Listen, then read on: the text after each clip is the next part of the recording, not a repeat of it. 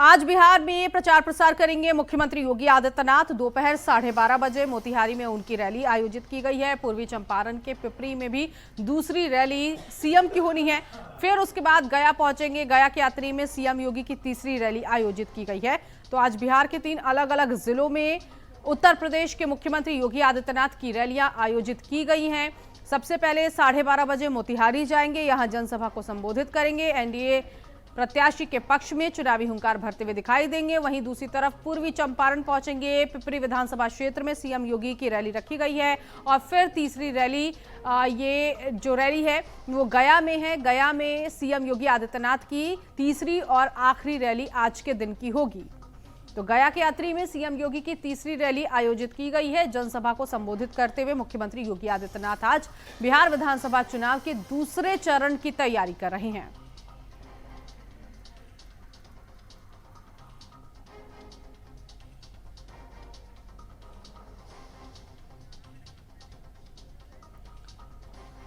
तो बिहार में आज सीएम योगी एक बार फिर से हुंकार भरेंगे, जनसभा को संबोधित करेंगे। मोतिहारी में अब से थोड़ी देर में सीएम योगी की रैली आयोजित होनी है और बीजेपी प्रत्याशी के पक्ष में वहां जनता से वोट की अपील करते हुए सीएम योगी आदित्यनाथ की ये पहली रैली आज के दिन की आयोजित की गई है। सुरक्षा के तमाम इंतजाम किए जा चुके हैं। कार्यक्रम स्थल पर लोगों का आना भी शुरू हो चुका है। अब से थोड़ी देर में उत्तर प्रदेश के मुख्यमंत्री योगी आदित्यनाथ की मौजूदगी मोतिहारी में होगी।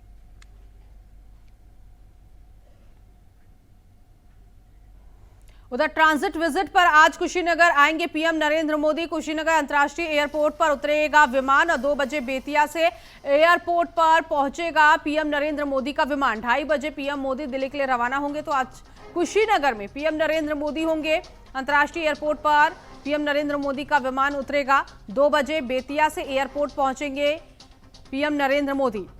2:30 बजे पीएम मोदी दिल्ली के लिए रवाना होंगे। तो बेतिया में पीएम नरेंद्र मोदी की जनसभा और उसके बाद फिर कुशीनगर के लिए रवाना होंगे। ट्रांजिट विजिट पर वो कुशीनगर आएंगे और फिर दिल्ली के लिए रवाना हो जाएंगे पीएम नरेंद्र मोदी।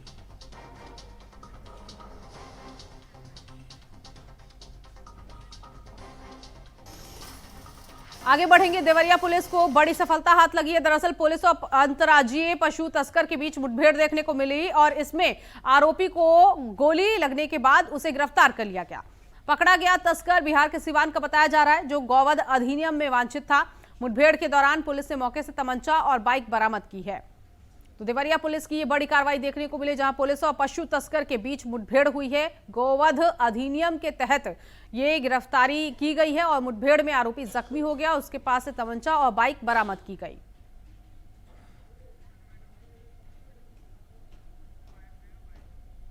नालार क्षेत्र अंतर्गत मुखबिर की सूचना प्राप्त हुई कि गौ तस्करी में वांछित अभियुक्त मुबारक बिहार से लार की तरफ जाने वाला है।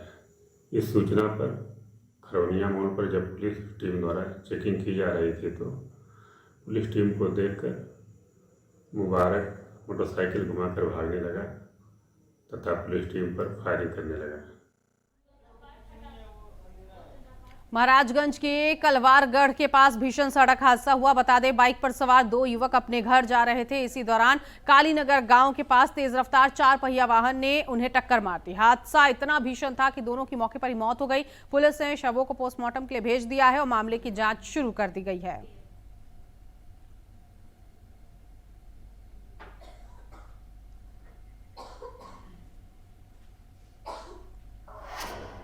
और इस बीच उत्तराखंड के सीएम पुष्कर सिंह धामी लोगों से संवाद कर रहे हैं। दिखाते हैं आपको तस्वीरें।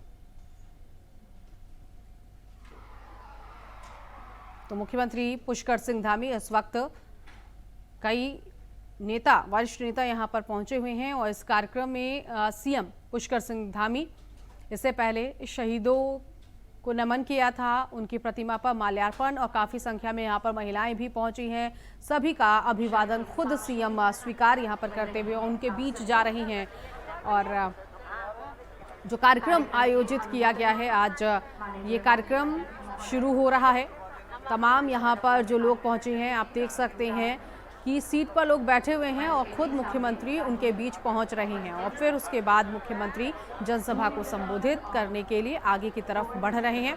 फिलहाल इस वक्त आप देख सकते हैं काफ़ी संख्या में लोग यहां पर पहुंचे हैं। मंत्री से लेकर संतरी जिसकी मौजूदगी यहां पर देखने को मिल रही है और सभी से हाथ मिलाते हुए सीएम पुष्कर सिंह धामी, बुजुर्ग महिलाओं से भी बातचीत।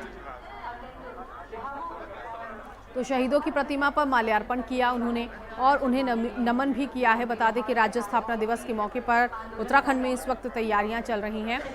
9 नवंबर को राज्य स्थापना दिवस। उत्तर प्रदेश से अलग हुआ ये राज्य, उत्तरांचल पहले इसका नाम और फिर उत्तरांचल से ये उत्तराखंड बना और ये पहाड़ों का राज्य किस तरह से विकास की तरफ बढ़ा है इसी को मुख्यमंत्री लगातार बता भी रहे हैं कि किस तरह से काम किया गया है और आगे आने वाले वक्त में पहाड़ों पर क्या और योजनाएं लाई जानी चाहिए, वहां के लोगों की सुविधा को देखते हुए इसी की पूरी कोशिश राज्य स्थापना दिवस के मौके पर सीएम करते हुए दिखाई देंगे।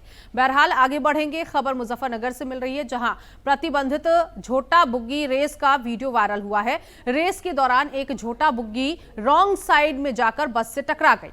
हादसे में कई लोग गंभीर रूप से घायल हो गए। पुलिस ने वायरल वीडियो के आधार पर कई लोगों के खिलाफ मुकदमा दर्ज कर 7 आरोपियों को गिरफ्तार किया है। प्रतिबंधित झोटा बुग्गी रेस में यह हादसा हुआ और झोटा बुग्गी तेज रफ्तार में बस से जा टकराई और इस हादसे में एक शख्स की मौत हो गई। गंभीर रूप से घायल जो बुग्गी सवार है उसको अस्पताल पहुंचाया गया। रेस में शामिल कई लोगों के खिलाफ केस दर्ज किया गया है। उधर पुलिस ने आम जनता को भी कड़ी चेतावनी दी है कि इस तरह के रेस में वो शामिल ना हो। तो ये पूरी जानकारी इस वक्त की मुजफ्फरनगर से मिल रही है जहां पर एक बड़ा हादसा देखने को मिला है और यहाँ झोटा बुग्गी तेज रफ्तार जो है वो बस से टकराई है जिसमें कई लोग घायल हो चुके हैं।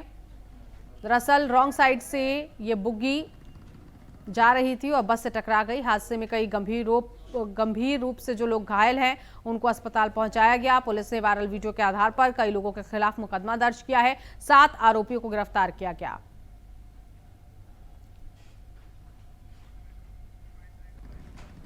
नहर पुल पार करके जब वहां से अर्ली मॉर्निंग के टाइम पे कुछ लोग वीडियो में दिख रहे हैं कि वो अपने भैंसा बुग्गी से अपने झोटों को दौड़ाते हुए बाइक को दौड़ाते हुए वहां से ले जा रहे हैं और बाद में जो है जब क्योंकि झोटा जो है वो रॉन्ग साइड पे जाता है तो बस से टकरा जाता है, झोटे की मृत्यु हो जाती है और कोई व्यक्ति को इसमें कोई खास मेजर कोई चोट तो नहीं लगती है। इस मामले में जो है मुकदमा जो है थाना भोपा पर पंजीकृत कर लिया गया है और जो भी लोग इसमें जो है रैश ड्राइविंग कर रहे थे, अपने नियमों का उल्लंघन कर रहे थे या पशु क्रूरता कर रहे थे, सबके विरुद्ध बहुत सख्त जो है विधिक कार्रवाई अमल में लाई जाएगी। लोगों के खिलाफ अभी भी कार्रवाई हुई है चलने के खिलाफ? देखिए लगातार जो भी जब हमने जो है सभी के साथ एक ऑनलाइन गोष्ठी श्रीमान उधर लखनऊ के थाना पारा के मुजफ्फरखेड़ा से चोरी का मामला सामने आया। यहां मुजफ्फरखेड़ा में चोरों ने मोहम्मद शोएब के घर को निशाना बनाया और 5 लाख से ज्यादा के जो जेवरात हैं उनको चोरी कर फरार हो गए। बताया जा रहा है कि पीड़ित का परिवार शादी समारोह में गया हुआ था, तभी चोरों ने इस घटना को अंजाम दिया। यहां तक कि चोर घर में लगे सीसीटीवी कैमरे का डीवीआर भी उखाड़ ले गए। वहीं देर रात जब शादी से वापस आए तो घर का मेन गेट का ताला टूटा मिला, वहीं रूम का दरवाजा और अलमारी भी टूटी थी। सूचना मिलने के बाद मौके पर पुलिस पहुंची। पुलिस इस पूरे मामले की जांच कर रही है। सब ले गए, सोना था, कैश पैसा था वो भी ले गए। बदायूं जिले के इस्लामनगर में एक सनसनीखेज मामला सामने आया। यहां एक युवक को कुछ दबंगों ने खंबे से बांधकर पेट्रोल डालकर आग लगा दी और युवक को गंभीर हालत में इलाज के लिए अस्पताल में भर्ती कराया गया। मामले की जांच करते हुए पुलिस ने कुछ लोगों को हिरासत में लेकर तफ्तीश शुरू कर दी है।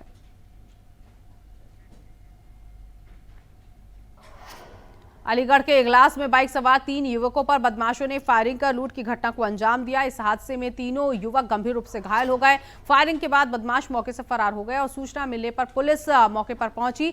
सभी घायलों को अस्पताल में भर्ती कराया गया। मामले की तफ्तीश की जा रही है। देवरिया में एक महिला ने झोलाछाप डॉक्टर पर इलाज के बहाने दुष्कर्म करने का आरोप लगाया है। पीड़िता का कहना है कि जब मामले की रिपोर्ट लिखवाने के लिए परिवार उसे रुद्रपुर थाना लेकर गया तो पुलिस ने आरोपी पर छेड़खानी का मामला दर्ज किया। पीड़िता ने इस पूरे मामले को लेकर पुलिस से न्याय की गुहार लगाई है।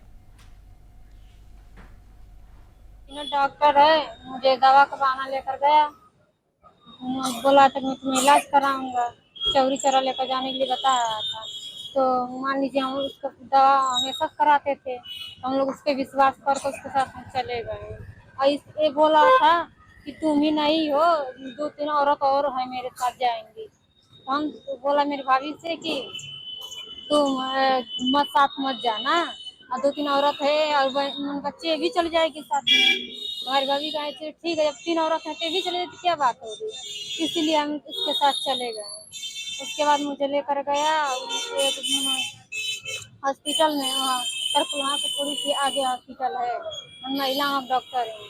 तो वहाँ पर मुझे चेकअप जब पूछी तो मैं बताया कि मेरे मुँह में ऐसी ऐसी बात है, छाला पड़ा है। तो कह रही है कि ठीक है, मेरे पास तुम्हारा इलाज नहीं है, तुम्हें चेकअप करवाना है। तो मैं कही ठीक है, तो बोला है कि जब इतने दूर आ गई हो तो चलो चेकअप भी करवा लो। तो हम कहे अच्छा ठीक है, जब आ गए हम चेकअप करवाने के लिए चल रहे हैं। उसके बाद से जब मैं गई तो जो तरकुलहा रोड जा रहा है ना माता का स्थान पे, वही कुछ दूर आगे होटल है। मुझे नहीं पता था कि होटल है कि क्या है, क्योंकि मैं उतना पढ़ी लिखी नहीं हूँ। जब उसके बाद से मैं अंदर गई तो अंदर जब देखी मैं बेड और, तब मुझे डर हुआ। मैं भागने की कोशिश की, लेकिन वो दरवाजा तुरंत लॉक कर दिया। उसके बाद से मेरा हाथ और मुंह बंद कर दिया, हाथ बांध कर मुंह में कपड़ा ओढ़ दिया था। कानपुर के गंगा बैराज पर स्टंट बाजों की टक्कर लगने से एक छात्रा की मौत हो गई। छात्रा शुक्लागंज से अपनी दोस्त के साथ घूमने आई थी। घटना के बाद परिवार में कोहराम मच गया। इंस्टाग्राम पर मृतक छात्रा ने पहले लिखा था जिंदा हो या निपट गए, लड़कियों को तो मार दिया। मृतका के परिवार ने इस पूरे मामले में आरोपियों के खिलाफ कार्रवाई की मांग की है।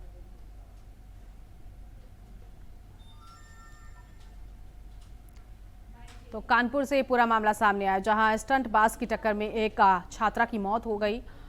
दोस्त के साथ घूमने कानपुर आई थी, लेकिन ये बड़ा हादसा हो गया। फिलहाल पुलिस मौके पर पहुंच चुकी है, शव को कब्जे में लिया जा चुका है और मामले की जांच की जा रही है। पुलिस इस पूरे मामले में कार्रवाई कर रही है।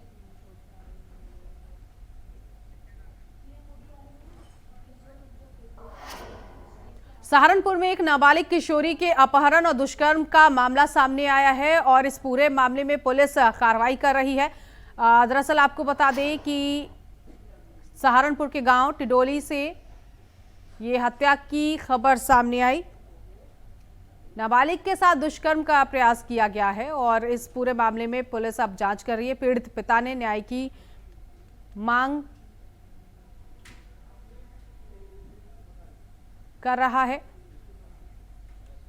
तो सहारनपुर में एक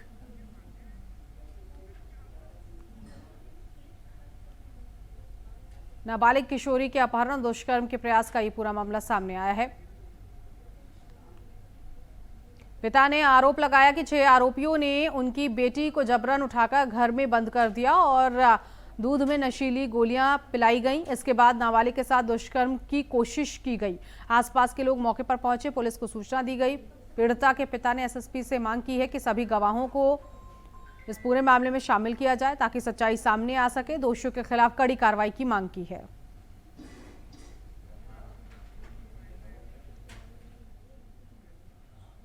ये मेरी बच्ची जो है 14 वर्षीय है, जिसका नाम सिफा है। ये मेरी बच्ची घर पे ही थी। अब हम सब घर पे ही सो रहे थे। 1:30-2 बजे का वाक़या है। मेरी बच्ची को फ़ोन किया शहीदा और उसकी लड़की छोटी और उसकी बहन शहीदा, वो फरीदा। ये मेरी बच्ची को बोला उसका आकर घर पे से ले गई। लड़के ने, हारिस जो लड़का है, इसने टॉर्चर किया कि मैं तेरी वीडियो और तेरे फ़ोटो वायरल कर दूंगा, वरना मेरी दादी के साथ आ जा, दादी की और फूफी के साथ आ जाओ, और वरना मैं ये वायरल कर दूंगा। आगे बढ़ेंगे। सहारनपुर से अलकायदा का आतंकी गिरफ्तार कर लिया गया है। पुलिस ने आतंकी बिलाल को गिरफ्तार किया है। भारत में आतंकी गतिविधि की योजना बना रहा था ये आतंकी, और बिलाल करीब 4000 पाकिस्तानी नंबरों के संपर्क में था। ओसामा बिन लादेन से प्रभावित था ये आतंकी बिलाल। पहलगाम हमले के बाद आतंकियों को शहीद बताता था। बड़ी जानकारी इस वक्त की आपको बता दें कि बिलाल नाम का यह आतंकी, जो 4000 से ज्यादा पाकिस्तान के आतंकियों के संपर्क में था, ओसामा बिन लादेन से प्रभावित था, पहलगाम हमले के आतंकियों को शहीद बताता था। सहारनपुर से अलकायदा का आतंकी गिरफ्त में आ चुका है।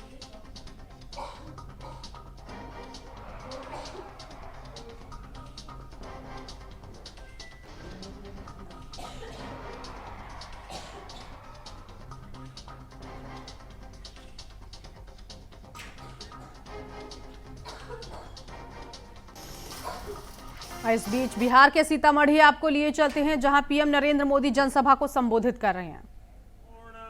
मिथिलावासी के प्रणाम करते छे। साथियों, पहले चरण के मतदान में बिहार ने कमाल कर दिया है।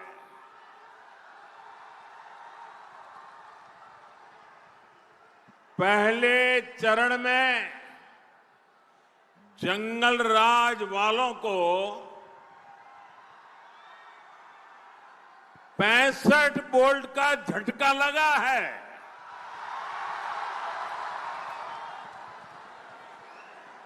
चारों तरफ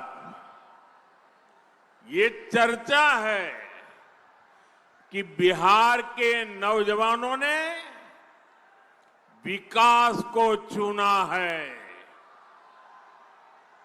एनडीए को चुना है। बिहार की बहनों बेटियों ने भी एनडीए की रिकॉर्ड विजय पक्की कर दी है।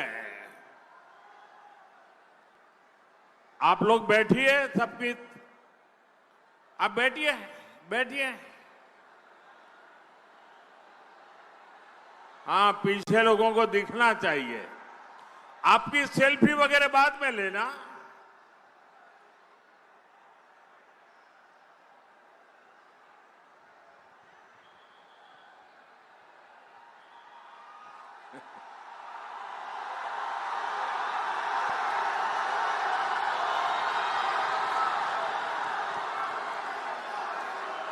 यहां सीतामढ़ी का जो माहौल है, आपका ये जो प्यार है और इतना उमंग उत्साह है, दुनिया की किसी भी ताकत से बड़ी ताकत होती है जनता जनार्दन का आशीर्वाद। इससे बड़ी कोई ताकत नहीं होती है। और हम आज सीतामढ़ी में जो माहौल देख रहे हैं, दिल को छूने वाला है, दिल को छूने वाला है। और ये माहौल भी यही कह रहा है, ये माहौल भी इस बात का संदेश दे रहा है, ये माहौल भी उस संकल्प का परिचय करा रहा है, नहीं चाहिए कट्टा सरकार, नहीं चाहिए कट्टा सरकार। फिर एक बार, फिर एक बार, फिर एक बार, नहीं चाहिए, नहीं चाहिए, नहीं चाहिए, नहीं चाहिए। फिर एक बार, फिर एक बार, फिर एक बार। साथियों, आपने तो कई लोगों की नींद हराम कर दी। आप नीचे बैठिए भाई, आप बैठिए नीचे। आप फोटो लाए हैं, मैं आपका बहुत आभारी हूं। यहां पार्टी कार्यालय में दे देना। आप लोगों ने ये 3 मिनट में अच्छों की नींद उड़ा दी है जी।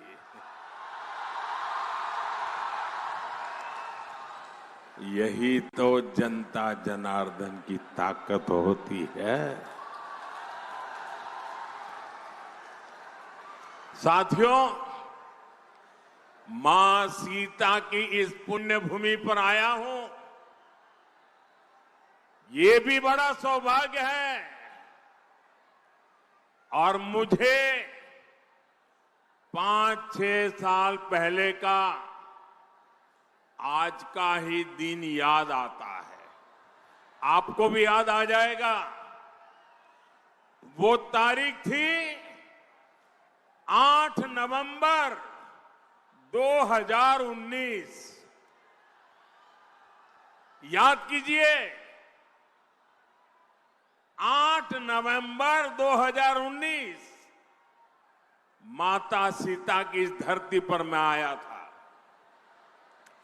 और यहां से अगले दिन मुझे सुबह सुबह पंजाब में करतारपुर साहिब कॉरिडोर के लोकार्पण के लिए निकलना था।